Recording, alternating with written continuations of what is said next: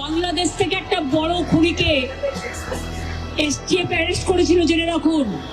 তারপরে home minister নিজে আমাকে ফোন করে বলছেন, आप थोड़ा आपको बंगाल पुलिस को बोल दो ये बात बाहर में नहीं कहने के लिए।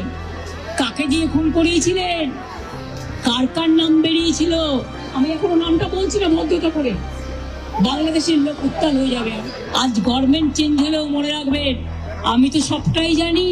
চূড়ান্ত নির্লজ্জতার পরিচয় দিলেন মমতা বন্দ্যোপাধ্যায়। প্রাক্তন মুখ্যমন্ত্রী মমতা বন্দ্যোপাধ্যায় গত দু একদিন আগে একেবারে রানী রাসমণির যে একেবারে ধর্ণা মঞ্চ বা প্রতিবাদ মঞ্চ, সেইখানে দাঁড়িয়ে তিনি মন্তব্য করে বসেন একেবারে দেশের আন্তর্জাতিক সুরক্ষা সংক্রান্ত একটি বিষয়, এবং ঠিক সেই বিষয়টা অত্যন্ত সংবেদনশীল, অন্তত পশ্চিমবঙ্গ বা বলা ভালো ভারত এবং বাংলাদেশ সম্পর্কের জন্য। কিন্তু কি সেই সম্পর্ক বা কি সেই ঘটনা?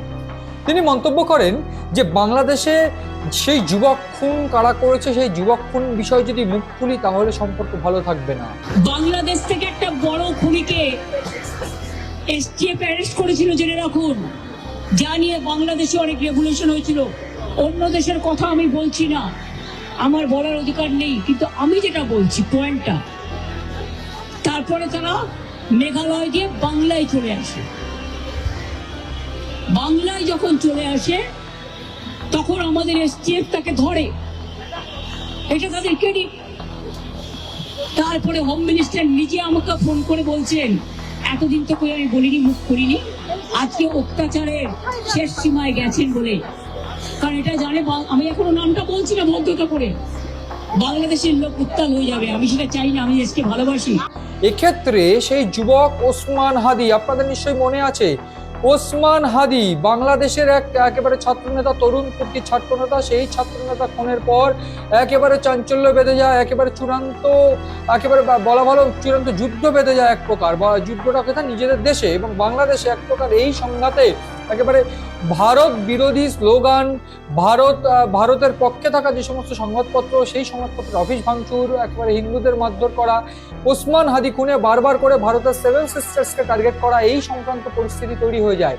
এবং সেই পরিস্থিতি তৈরি হয়ে যাওয়ার পর ভারত কিন্তু কোনোভাবে এই গোটা বিষয়টির একেবারে কোনোভাবে কোনো বিবৃতি বা কোনো কিছু করতে পারেনি। তার কারণ এক প্রকার চূড়ান্ত জটিলতা তৈরি হয়ে গিয়েছিল। এবং ঠিক সেই পরিস্থিতিতে একেবারে এই ওসমান হাদি খুনে যারা জড়িত তারা বাংলাদেশে এসে পালিয়েছে, তারা ভারত এসে পালিয়েছে, এইরকম অভিযোগও শোনা যায়।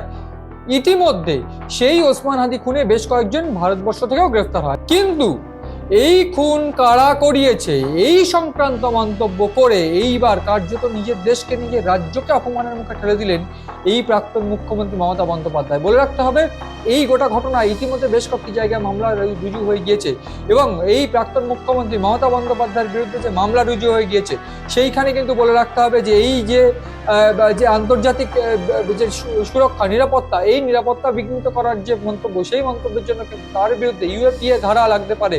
এবং যদি সেইটা হয় সেক্ষেত্রে এই মমতা বন্দ্যোপাধ্যায়কে কিন্তু গ্রেফতার করা সহজ হবে পুলিশের পক্ষে, বা একেবারে কেন্দ্রীয় বাহিনীর পক্ষে, বা বলা ভালো কেন্দ্রীয় এজেন্সির পক্ষে। সেক্ষেত্রে এই একেবারে নিজের রাজ্য বা নিজের দেশকে বিপদে ফেলার আগে তিনি ভাবছেন না। তার কারণ এইরকম মোহ মায়ায় তিনি পড়ে গেছেন যে গদির লোভে তিনি যে কোনোভাবে যে কোনো কাউকে একেবারে চূড়ান্ত অপমান করতে ছাড়ছেন না। চূড়ান্ত একেবারে এতটাই মরিয়া হয়ে গিয়েছেন যে নিজের দেশকেও তিনি বিপদে ফেলতে একবারও ভাবছেন না। ঠিক সেইটারই নিদর্শন দেখা গেল এইবার। কি বললেন, आप थोड़ा आपको बंगाल पुलिस को बोल दो ये बात बाहर में नहीं कहने के लिए, एक देश के लिए है। কাকে দিয়ে খুন করিয়েছিলেন, কার কার নাম বেরিয়েছিল, আজ গভর্নমেন্ট চেঞ্জ হলেও মনে রাখবেন, আমি তো সবটাই জানি। আমার হৃদয়টাই একটা কথা ভান্ডার, তথ্য ভান্ডার।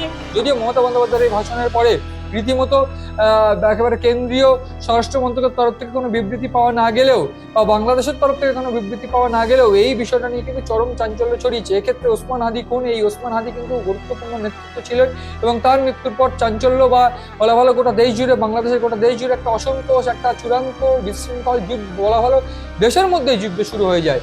এইরকম একটা আলটপকা মন্তব্য বা একটা একেবারে বলা ভালো চূড়ান্ত দায়জ্ঞানহীন মন্তব্য, এই মন্তব্যের জন্য কিন্তু বিপদে পড়তে হতে পারে এই প্রাক্তন মুখ্যমন্ত্রী মমতা বন্দ্যোপাধ্যায় এবং তৃণমূল সুপ্রিমোকে। ফলে সব মিলিয়ে এখন দেখার যে ঠিক কি অ্যাকশন কেন্দ্রীয় সরকারের তরফ থেকে এই গোটা ঘটনায় নেওয়া হয়।